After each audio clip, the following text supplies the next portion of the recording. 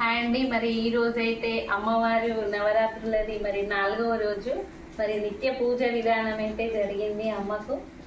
అమ్మ అయితే ఒక చిన్న మాట ఏంటిదంటే, మనము అమ్మకు పూజ చేసేటప్పుడు ఫ్లవర్స్ పెడతాం చూడండి. ఫోటోకు దండ వేసి మళ్ళీ విడి పూలు ఇట్లా ఇట్లా వేస్తాం పెడతాం చూడండి. అప్పుడు ఒక ఫ్లవర్ ఇట్లా కింద పడితే చాలా సంతోషమైన విషయం అది. అమ్మకు మన పూజ నచ్చితేనే ఫ్లవర్ పడ్డదని అనుకోవాలి. మనం చాలా సంతోషించాలి, దానికి ఏం బాధపడడం అవసరం లేదు.